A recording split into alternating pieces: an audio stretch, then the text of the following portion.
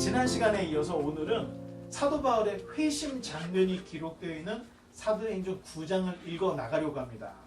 이 사도행전 8장에서는 당시 사울이 얼마나 무서운 인물인지를 우리 8장에서 한번 살펴보았습니다.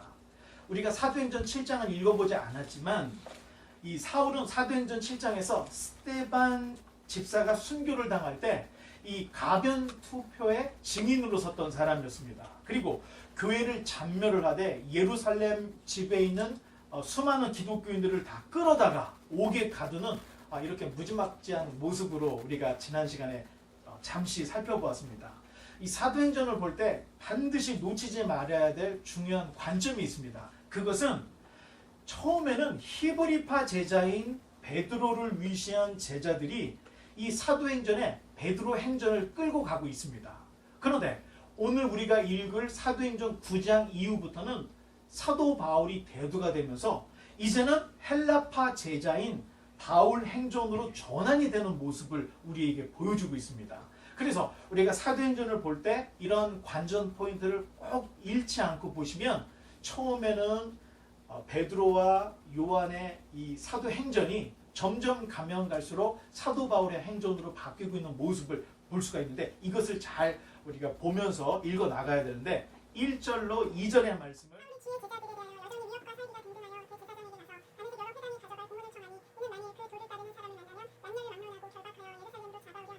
아멘.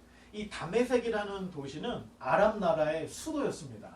이스라엘 북쪽의 중심지이기도 했습니다. 사실 예수님 시대에 유대인들의 공용어가 있습니다. 그게 혹시 뭔지 아시나요? 보통 우리가 히브리어라고 생각을 하지만 히브리어는 종교 언어였습니다. 일상적인 대화는 아람어를 사용을 했습니다.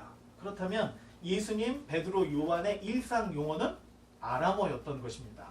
그리고 거의 대부분 헬라 시대였기 때문에 많은 사람들이 이 헬라어, 그리스어를 동경을 하고 있었는데 마치 오늘날 영어를 잘하고 싶은 우리의 마음처럼 당시 사람은 헬라어를 잘하고 싶은 이런 문화를 가지고 있었습니다. 그만큼 다메섹이라는 도시는 유대인들에게 많은 영향을 미쳤던 도시였습니다. 그리고 구약과 신약의 중간시대, 신구약의 중간시대라고 하는데 그 시대에 유대인 공동체들이 이 다메섹에 굉장히 많이 주거를 하고 있었습니다. 또 유대인들에게 있어서 때로는 이 다메섹이라는 곳이 이 애굽처럼 유대인들의 피난처이기도 했습니다. 그래서 예루살렘에서 촉발된 기독교 색출 작전은 두 번째 도시인 다메섹으로 이어졌던 것입니다. 이제 3절로 4절의 말씀을 또 읽어주시기 바랍니다. 사울이 길을 가다가 다메섹에서 때에 가까이 이르더니 불행히 하늘로부터 빛이 그를 둘러비치는지라 땅이 엎드려져 들으매 소리가 있어 이르시되 사울아 사울아 내가 어찌하여 나를 박해하느냐 하시더니 감사합니다.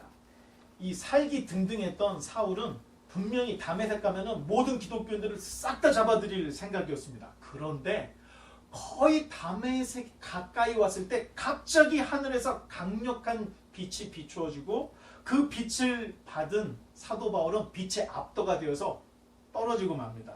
얼마나 그 빛이 강렬했는지 사울은 자신이 예수님을 만난 사건을 이야기할 때마다 그 빛을 항상 이야기했던 것을 볼 수가 있습니다. 사실 사울은 예수님을 직접적으로 박해를 한 것이 아니었습니다. 이미 예수님은 죽으시고 부활하시고 승천하신 이후의 일입니다. 다만 예수님을 믿는 형제 자매들을 잡아다가 옥에 가두었던 것입니다.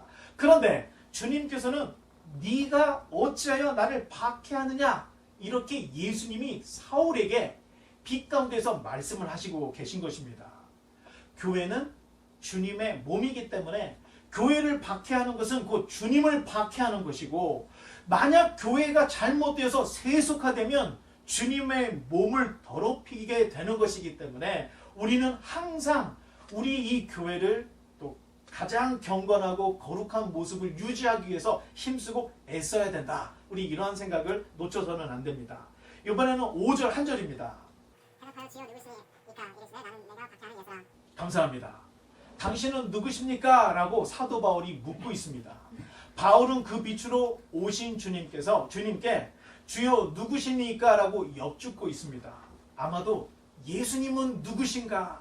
이 질문보다 우리 인생에서 더 가치 있는 질문은 없으리라 생각을 합니다.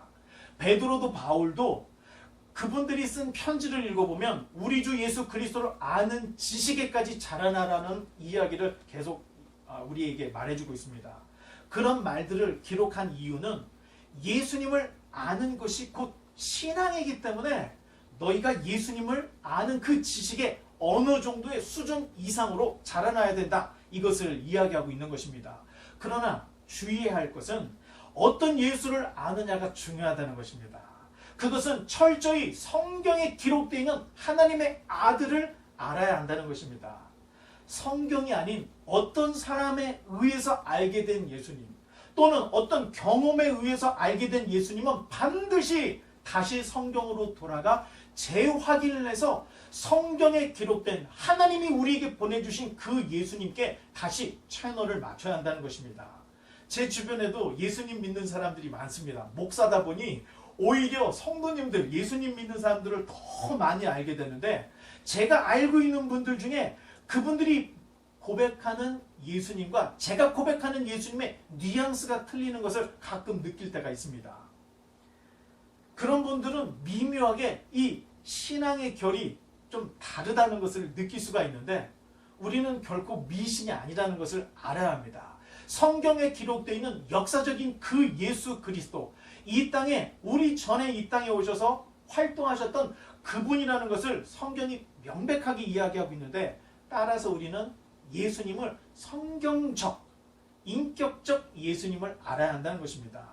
신학교에 가면 조직신학을 배우게 됩니다. 조직신학은 세계적인 신학 구조입니다.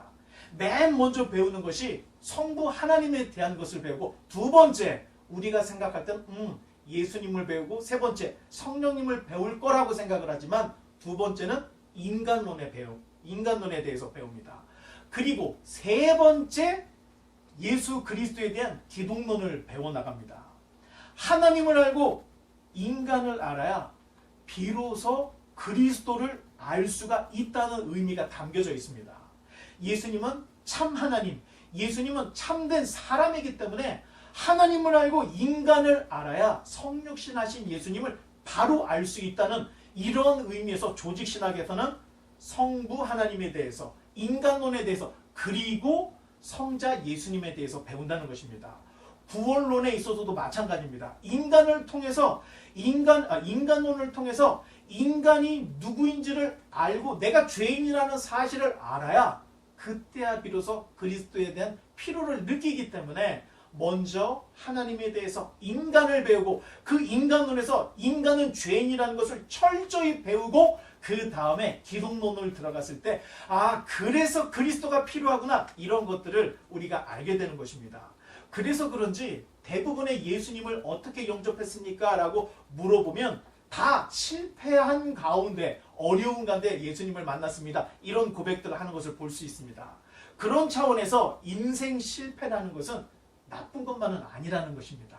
때로는 그런 실패 속에서 예수님을 만나는 기회를 얻기 때문에 우리가 이 땅을 살아가면서 경험하는 인생의 실패, 아픔들 그러한 속에서 예수님을 볼 수 있는 기회를 얻을 수 있다. 이렇게 생각을 하면 지금 여러분 코로나로 인하여서 고통당하고 또 경제적인 어려움을 당하고 또 많은 사람들이 마음속에 디프레션을 가지고 있는데 이때 예수님을 만날 수 있는 절호의 기회다. 이렇게 생각을 하면 이렇게 어려운 세상에 은혜의 시간들을 가질 수 있지 않을까 이렇게 생각합니다. 그래서 그런지 예수님의 3년 내지는 3년 6개월의 공생애를 보면 예수님 주변에 솔직히 잘난 사람이 별로 없었던 걸 볼 수 있습니다. 예수님을 따르는 사람들은 거의 대부분이 탕녀, 세리, 가난한 자, 오늘날의 신용불량자, 미래가 없는 자 이런 자들이 주님 나는 죄인입니다 하면서 주님을 따라다니는 이런 모습들을 확인해 볼 수가 있습니다.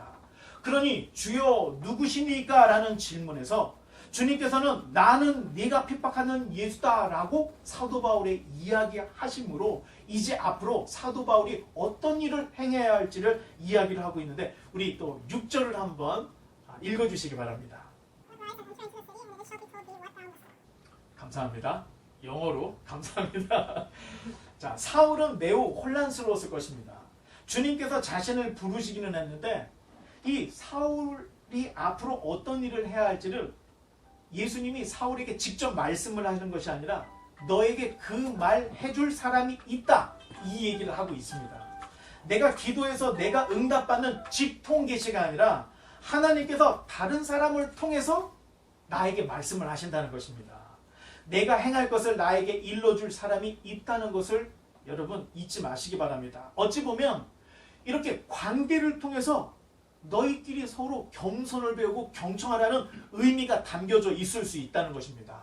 그러니 요즘에 교회를 다니지 않고 나홀로 신앙생활을 하려고 하는 시도, 또 가난한 성도, 가난을 거꾸로 하면 안 나가 성도, 교회를 나가지 않고 나홀로 신앙생활을 한다는 것은 굉장히 무모한 시도라는 것입니다. 그 이유는 하나님께서 관계를 통해서 역사하시고 관계를 통해서 말씀을 하기 때문에 하나님의 뜻은 나홀로 신앙생활에서 얻어지는 것이 아니기 때문에 이렇게 공동체 안으로 들어오는 것이 중요하다는 것입니다. 하나님께서는 교회의 권위라는 것을 사람에게 배우게끔 하고 계시다는 것입니다. 또 우리가 예수님을 믿고 성부, 성자, 성령의 이름으로 세례를 받는 것도 예수님이 잠깐 오셔서 주는 것이 아니라 사람을 통해서 세례를 받게 하시더라는 것입니다. 그것을 받아들이면 교회 공동체는 그야말로 주님의 몸된 교회로서 이 땅에서 가장 거룩하고 이 땅에서 가장 하나님 앞에 가까이 나갈 수 있는 이러한 장소가 아닐까, 이렇게 생각을 해볼 수가 있는 것입니다. 복음도 다른 사람을 통해서 듣게 하시는 이 하나님의 뜻을 우리가 알아야 한다는 것입니다. 그러니 우리는 서로가 서로에게 존중하고 들으려고 하고 정말로 겸손한 마음으로 주님께서 우리에게 주시는 교제를 계속해서 나눠야 한다는 의미가 담겨져 있습니다. 이제 7절로 9절의 말씀을 한번 읽어주시기 바랍니다. 같이 가던 사람들은 소리만 듣고 아무도 보지 못하여 말을 못하고 서 있더라. 사울이 땅에서 일어나 눈은 떴으나 아무것도 보지 못하고 사람의 손에 끌려 다메섹으로 들어가서 사흘 동안 보지 못하고 먹지도 마시지도 아니하니라. 아멘. 사실 사울은 기독교를 말살시키는 것이 하나님의 뜻이라고 믿고 있었습니다. 그래서 예루살렘에 있는 모든 기독교인들을 다 색출을 하려고 교회를 그냥 폭발을 시켜버렸습니다. 그리고 이제는 다메섹까지 가서 그렇게 하려고 했던 모습을 우리가 이미 읽어보았습니다. 그런데 자신이 행하는 일이 오히려 하나님을 대적하는 일이라는 것을 듣고 오늘 읽었던 이 본문에서 사도 바울이 충격을 받게 됩니다. 그러니 사울이 자기 정리하는 데 걸린 시간이 사흘 동안 아무것도 먹지 못하고 보지 못하고 오직 하나님과 과연 내가 어떤 길을 가고 있었는지, 어디부터 무엇이 잘못됐는지를 바로 생각하는 이 사흘의 시간을 갖고 있는 것입니다. 그런데 사울의 자기 정리 시간은 이렇게 사흘로 끝나지 않습니다. 성경을 좀 더 읽어보면 그때로부터 시작해서 약 3년을 아라비아로 가서 고민을 하는 내용이 기록이 되어 있는데 우리 한번 10절을 계속해서 읽어주시기 바랍니다. 그때 다메섹에 아나니아라는 하는 제자가 있더니 주께서 환상중에 불러 이르시되 아나니아야 하시거늘 대답하되 주여 내가 여기 있나이다 하니. 아나니아는 사도가 아니었습니다. 본문에는 제자였다고 기록을 하고 있습니다. 제자란 예수님을 믿는 정도의 사람이 아닙니다. 예수님께서도 너희가 모든 민족을 제자로 삼으라고 이렇게 말씀을 하셨는데 그 후에 제자를 삼은 후에 세례를 베풀고 난 후에 말씀을 가르쳐 지키게 하라 이렇게 말씀을 하셨습니다. 그러면서 내가 세상 끝날까지 너희와 함께 하리라 이렇게 말씀을 하셨습니다. 그러니 제자는 내가 예수님 믿었다 다 제자가 아니라는 것입니다. 예수님을 믿고 그 말씀대로 예수님을 따르려고 결심을 한 자, 세례를 받고 그 말씀을 지켜나가고 하나님 예수님과 동행하는 자, 그러한 자를 우리는 제자라고 이렇게 부를 수가 있는 것입니다. 이렇게 제자라는 것은 배우기를 소원하는 사람, 배움의 길을 가는 사람, 이런 사람들에게 제자라는 말을 붙입니다. 그런데 요즘은 이 좀처럼 배우려고 하지 않는 모습들을 볼 수 있습니다. 기존에 있는 교회들도 하나님의 말씀을 이렇게 세부적으로 잘 가르치지도 않을 뿐만 아니라 오히려 무엇인가를 가르치려고 하면 사람들이 이상하게 생각하는 이상한 풍토들이 생겨나고 있습니다. 그런데 여러분, 이단들은 엄청난 교육을 하고 있다는 것입니다. 무료 성경 신학원, 하루에 2시간씩 성경을 가르칩니다. 이렇게 정통교회들은 가르치지 않고 있는 모습들, 이에 반해서 이단들은 열심히 성경 공부를 하고 있는 이 형태를 바라보면서 우리는 정말로 각성을 해야 되지 않을까 이런 생각을 갖습니다. 요즘은 의식 있는 목사들이 또 신학교 교수들이 유튜브에 교리를 조금씩 올리고 있습니다. 그런데 가슴 아픈 것은 이런 양심 있는 목회자들 그리고 생각 있는 교수들이 올리는 교리나 이런 내용들은 조회수가 100을 넘지 못하는 것들이 수두룩합니다. 관심이 없다는 것입니다. 오히려 우리의 감성을 터치하는 설교들은 10,000, 20,000, 30,000씩 올라가는데 정말로 배워야 할 교리와 성경 공부에 관련된 내용들은 사람들이 잘 보지 않고 있다는 것입니다. 교회는 먼저 그리스도의 도를 가르쳐야 할 기관이라는 것을 알아야 합니다. 예배는 신앙을 표현하는 고백의 자리입니다. 또한 소그룹 활동은 이미 어느 정도의 수준에 올라간 성도들이 자기가 가지고 있는 이 말씀을 함께 쉐어하고 나누는 성도의 교제에 속하는 것입니다. 배우는 자리가 아니라는 것입니다. 그리스도인으로서의 배움이란 당연히 창세기로부터 요한계시록까지 한자도 빠뜨리지 않고 읽고 그 뜻이 무엇인지를 알아야 합니다. 그리고 교단 헌법에 기록되어 있는 대로 우리 신앙의 정체성을 세우는 신조를 배워야 하고 신앙의 고백을 배워야 되고 이것을 더 세부적으로 가르치고 있는 대소요리문답을 배워야 되고 예배 모범을 배워야 합니다. 그리고 교회의 권징조례를 배우고 교회의 정치 헌법을 다 배워야 합니다. 그래야 비로소 한 사람의 제자로서 설 수 있다는 것입니다.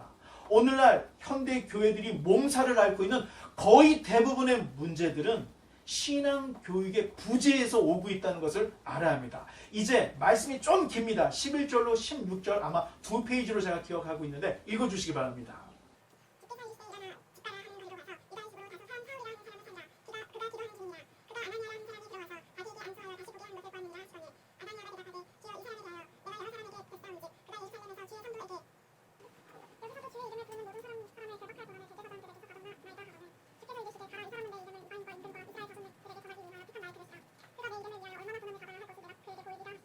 감사합니다. 주님께서는 사울을 나의 그릇이라고 이렇게 이야기를 하고 있습니다. 분명 그 당시에 12제자가 있었습니다. 굳이 주님께서 이렇게 악명 높은 사울을 부르시면서까지 제자로 쓰셔야 했을까 하는 의문이 생길 때가 있습니다. 그런데 죄송한 말씀이지만 이 12사도 중에 생사 확인이 되지 않은 제자들이 수두룩합니다. 거의 대부분의 사도들이 초대교회 역사를 다루고 있는 이 사도행전에 주목을 받지 못했습니다. 겨우 베드로, 요한 그리고 중간에 순교를 당했던 야고보 사도 정도까지는 기록이 되어 있습니다. 물론 사도들이 분명히 어디선가에서는 큰 사역을 했을 것이라고 생각합니다. 그런데 하필 주님께서는 그렇게 제자들도 많고 사도들도 있는데 교회를 박해하던 사울을 왜 부르셨는가 하는 것입니다. 주님께서 제자 아나니아에게 말씀하시기를 사울은 복음을 이방인과 임금들 이스라엘 자손들에게 전하기 위하여 택한 나의 그릇이다. 이렇게 아나니아 선지자에게 예수님이 말씀을 하셨습니다. 이 일을 위해서 사울이 받아야 할 고난이 어마무시하다는 것을 보여줬다고 이야기를 하셨습니다. 아마도 자기가 사울은 기독교를 박해했던 몇 배의 고난을 자기 인생에서 경험하는 것을 볼 수가 있는데 고린도후서 11장에 사도 바울의 이 고난의 이력이 쫙 나와 있습니다. 이 정도면 사람이 살 수 있을까 할 정도의 고난을 받는데 더 재미있는 것은 고린도후서 11장은 사도 바울 사역의 절반밖에 되지 않습니다. 앞으로 절반 정도의 더 사역이 있었는데 그 모든 시간들이 사도 바울의 사역은 고난과 함께 모든 사역이 이루어지고 있었던 것을 볼 수가 있는데 주님께서 택하신 이 그릇은 정말로 쉬운 인생의 길이 아니라 정말로 어려운 독배와 같은 길이었지만 사도 바울은 자기를 부르신 주님 그리고 자기가 가변투포에 앞장섰던 스테반을 평생 잊지 못하고 이런 고통이 있을 때마다 주님을 기억하며 이겨낸 그러한 사람이 아니었을까 이렇게 생각을 합니다. 이제 17절 한 절만 또 읽어주시기 바랍니다.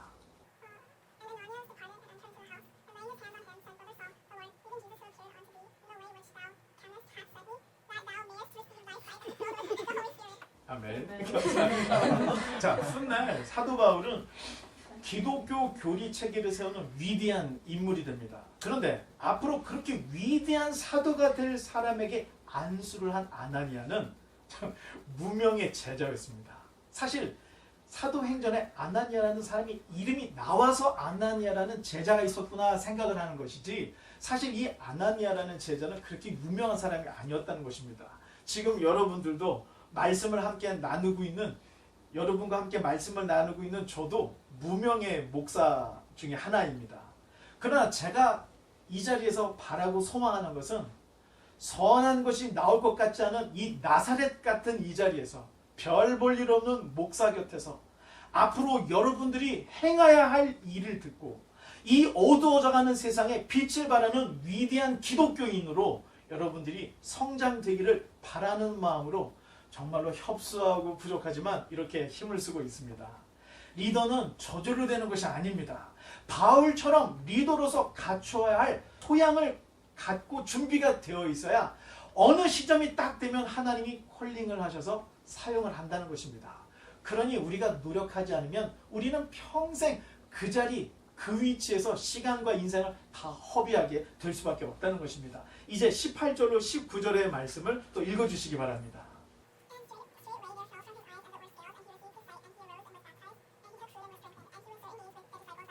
감사합니다. 자, 훗날에 자, 지금 읽은 그 사도행전을 쓴 누가의 전직이 뭐였죠? 의사였습니다. 그래서 그런지 누가가 쓴 누가복음서 또 사도행전은 되도록이면 의학적으로 그 질병과 현상에 대해서 다른 성경보다는 객관적으로 쓰려고 하는 노력들을 발견할 수가 있습니다. 어느 안과 의사가 글을 올렸던 것을 좀 인용을 하고 싶습니다. 의학적으로 눈에서 비늘 같은 것이 벗어지는 병이 진짜 있다고 합니다. 그 병 이름이 반복각막 짓무름이라는 병이라고 합니다. 우리 눈에 검은 자인 각막은 양파 껍질처럼 여러 겹으로 이루어져 있다고 합니다. 간혹 외상을 당해서 이 바깥 껍질인 상피가 손상이 될 수가 있는데, 간혹 이렇게 이 손상된 이 상피가 재생이 될 수 있다고 합니다. 그런데 문제는 재생된 상피가 다시 짓물러져서 벗겨지고 또다시 재생되는 이런 과정이 반복되는 일들이 종종 있다고 합니다. 보통 이러한 안질은 이 고도의 스트레스 그리고 컨디션이 좋지 않을 때 쉽게 재발을 하게 되는데, 그때의 고통은 눈을 칼로 베는 듯한 엄청난 고통이 있다고 합니다.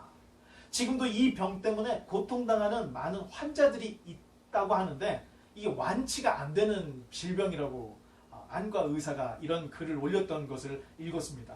만약 바울이 그 병을 앓고 있었다면 이 각막 어렵네요. 반복 각막 짓무름이라는 병을 앓고 있었다면 이 사도 바울의 선교 여행은 정말로 쉽게 우리가 크루즈 여행을 떠나는 정도가 아니었습니다. 너무너무 피곤했고 또 자지 못했고 툭하면 채찍질을 당했고 끈질기게 바울을 쫓아다니면서 물어뜯는 급진적인 유대인과의 마찰 속에서 이 사도 바울의 안질이 계속해서 재발했을 가능성이 있다는 것입니다. 그러니 바울이 얼마나 그 고통이 컸는지 성경이 기록하기를 이 사탄의 사자라고까지 표현을 하고 있는 것을 볼 수가 있습니다. 만약 바울을 괴롭히는 사탄의 사자가 이 안질이었다면 그 원인은 오늘 본문에서 강한 빛을 보고 3일간 실명되었을 때 눈에서 비늘 같은 것이 벗겨진 이 담메색 사건의 후유증이 아닌가, 이렇게 생각해 볼 수가 있다는 것입니다. 그러다 보니 시력이 너무 안 좋아져서 바울은 편지를 쓸 때마다 자기가 직접 쓴 것이 거의 없습니다. 늘 대필자가 사랑하는 성도 여러분 하면 옆에서 글을 써주는 모습으로 항상 대필자가 있었다는 것입니다. 이제 20절로 25절의 말씀을 또 읽어주시기 바랍니다. 즉시로 각 회당에서 예수 하나님의 아들이심을 전파하니 듣는 사람이 다 놀라 말하되 이 사람이 예루살렘에서 이 이름을 부르는 사람을 멸하려던 자가 아니냐. 여기 온 것도 그들을 결박하여 대제사장들에게 끌어가고자 하니 아니냐더라. 사울은 힘을 더 얻어 예수를 그리스도라 증언하여 다메섹에 사는 유대인들을 당혹하게 하니라. 여러 날이 지나매 유대인들이 사울 죽이기를 공모하더니 그 계교가 사울에게 알려지니라. 그들이 그를 죽이려고 밤낮으로 성문까지 지키거늘 그 제자들이 밤에 사울을 관주리에 담아 성벽에서 달아내리니라. 음식을 먹고 강건하여지자마자 사울이 했던 행동은 즉시로 회당에 가서 복음을 증거하기 시작했다는 것입니다. 자, 제가 볼 때 이 사도 바울은 보통 사람이 아닌 것 같습니다. 사울의 이 소문은 예루살렘뿐만 아니라 다메섹에도 쫙 퍼져 있었습니다. 그런데 그가 다메섹에서 교회를 핍박하지 않고 갑자기 복음을 전한다는 소식이 퍼졌습니다. 아마 그때 유대인들은 와, 새로운 소탕 작전이구나 이렇게 생각을 했을 수 있습니다. 그런데 사도 바울이 회당에서 말하는 소리를 가만히 듣고 있다 보니 사도 바울이 개종을 했구나. 이것이 명백하게 복음 증거로 드러났던 것입니다. 그러자 유대인들은 이제 돌변해서 사도 바울을 당장 죽이려 했던 것입니다.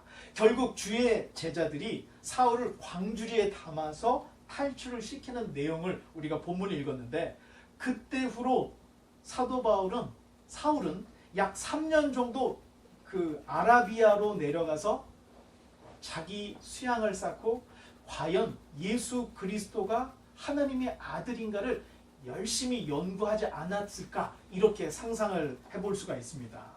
이렇게 3년 정도의 그 기간을 말씀을 드리는 것은 우리가 나중에 갈라디아서를 읽어보면 그 내용을 담고 있습니다. 사도행전에는 나와 있지 않지만 자기 고백을 하고 있는 갈라디아서를 보니까 아라비아에 가서 3년의 시간을 가졌던 이야기를 하고 있습니다. 그런데 이렇게 3년의 시간을 갖고 난 결론은 하나님의 아들 예수 그리스도가 없는 지식은 전혀 의미가 없다는 것을 깨닫고, 그때 모든 것들을 다 배설물로 여기고 그리스도를 얻고 복음을 전하기 위해서 이제 열심히 뛰려고 하는 모습이 다시 다메섹으로 와서 복음을 증거하는 모습으로 우리에게 전해지고 있는 것입니다. 이제 26절로 27절을 또 읽어주시기 바랍니다. 사울이 예루살렘에 가서 제자들을 살고자 다 두려워하여 그가 제자들은 믿지 아니하니 바나바가 데리고 사도들에게 가서 그가 길에서 어떻게 주를 구하는지와 주께서 그에게 말씀하신 일과 다메섹에서 그가 어떻게 예수의 이름으로 담대히 말하였는지를 전합니다. 아멘. 사실 사울이 예루살렘으로 가려고 했던 것은 이 사도들에게 복음을 배우기 위해서 간 것이 아니었습니다. 다만 사울이 살아생전에 예수님을 보지 못했으니 예수님을 직접 봤던 사람들의 증언을 듣고 싶어서 예루살렘으로 갔을 것으로 생각을 합니다. 이 이야기는 제 상상이 아니라 사도 바울이 쓴 다른 편지에 그렇게 이야기를 하고 있습니다. 그런데 제자들이 사울을 다 피했던 것입니다. 아마도 제 생각에 사울의 성격 같았으면 니네들이 나를 만나지 않으면 먼지를 털어버리고 나는 다메섹 가서 내 길을 걸어가겠다, 이렇게 생각하고도 남았을 거라고 생각할 수 있습니다. 그런데 마침 그때 하나님이 또 한 사람의 사랑을 붙여주는데 그가 바로 바나바였습니다. 바나바가 사울을 보고 사울의 이야기를 들어보니 너무나도 명백했기 때문에 사도들에게 데리고 가서 이 사울을 소개시켜주는 내용이 오늘 읽었던 내용입니다. 이제 28절로 마지막 31절까지의 말씀을 또 한번 읽어주시기 바랍니다. 사울이 제자들과 함께 있어 예루살렘에 출입하며 그 주 예수의 이름으로 담대히 말하고 헬라파 유대인들과 함께 말하며 그러나니 그 사람들이 죽이려고 힘쓰거늘 형제들이 알고 가히 사하랴로 데리고 내려가서 가서로 보내니라. 그리하여 온 유대와 갈릴리와 사마리아 교회가 평안하여 빈들서 가고 주를 경외함과 성령의 위로로 진행하여 수가가 많아지니라. 아멘. 자, 문제는 예루살렘 성도들이 사도 바울을 받아들일 준비가 전혀 되어 있지 않았던 것입니다. 스데반 순교 후에 예루살렘은 어느 정도 유대교와 접촉점을 찾은 듯이 보여집니다. 여러분, 지금 말씀드리는 것은 우리 바이블 하우스에서 굉장히 특성화되고 중요한 내용입니다. 한 번 더 말씀을 드리면, 스데반이 순교를 당하고 난 후에 예루살렘이 어느 정도는 유대교와 기독교가 접촉점을 찾은 듯한 모습을 보이고 있다는 것입니다. 당시 예루살렘 교회의 수장은 베드로였습니다. 하지만 박해 이후부터는 예수님의 동생 야고보의 영향력이 더 커지고 있는 것을 볼 수가 있습니다. 전승에 의하면 예수님의 동생 야고보는 매우 정직하고 정의로운 사람으로 유대인들도 인정할 만한 이러한 인격자였다, 이런 기록들이 있습니다. 그러니 스데반 사건으로 흩어진 예루살렘 교회는 예수님의 동생 야고보에 의해서 재정비가 되었고, 어찌 보면 유대교와 기독교 간의 약간의 타협점, 이 접촉점을 찾아서 이 어려운 때가 지나가고 있는 모습을 보여주고 있다는 것입니다. 더 깊은 이야기는 우리가 야고보서, 갈라디아서를 볼 때 한 번 더 이야기를 하겠지만 오늘은 약간 그 소개를 하는 정도로만 여기까지만 얘기하겠습니다. 그런데 사울의 예루살렘 방문이 예루살렘을 다시 시끄럽게 했다는 것입니다. 바울은 복음과 율법의 타협점을 전혀 인정을 하지 않았습니다. 그래서 분명히 거기에 있던 유대인 기독교인들, 유대인 유대주의자들이 섞여서 토론을 하고 있을 때 사도 바울이 율법에 대한 이야기를 분명히 했을 것이라는 것입니다. 율법으로는 구원받을 수 없다는 얘기를 분명히 했을 것이라는 것입니다. 그러다 보니 바울로 인해서 다시 예루살렘 교회가 혼란에 빠지고 시끄러워지는 위기가 찾아오게 되었던 것입니다. 그러자 형제들이 바울에게 돌아가기를 권하고 있는 것입니다. 바울은 자신의 고향인 길리기아 다소로 올라가게 됩니다. 어떤 면에서 사울은 열심히 큰 꿈을 가지고 예루살렘에 왔다가 거기에서 꿈을 이루지 못하고 고향으로 낙향하는 모습을 보여주고 있습니다. 사울은 그곳에서 무려 10년을 머물게 됩니다. 훗날에 바나바가 안디옥에 가서 개척을 했을 때 복음을 전하다 너무 힘드니까 길리기아 옆에 있는 이 안디옥 옆에 있는 길리기아에 가서 사도 바울을 다시 불러옵니다. 그때까지가 기간이 10년이었는데 사도 바울은 10년 동안 길리기아 다소에서 조용히 생각을 하고 과연 복음과 율법에 어떤 차이가 있는지를 분명히 그 기간에 연구를 하지 않았을까 이렇게 생각합니다. 어떻게 생각하면 사도 바울이 정말로 다메섹 도상에서 예수님 만나고 갑자기 변해서 위대한 사도가 됐다 이렇게 생각할 수 있습니다. 하지만 성경에서 이야기하고 있는 이야기들을 자세히 살펴보면 사도 바울이 3년이라는 세월을 아라비아에서 이 시간을 가졌고 이제 예루살렘에 왔다가 거기에서 다시 고향으로 돌아가서 10년을 더 머물고 있는 내용들을 성경 안에서 우리는 찾아볼 수가 있습니다.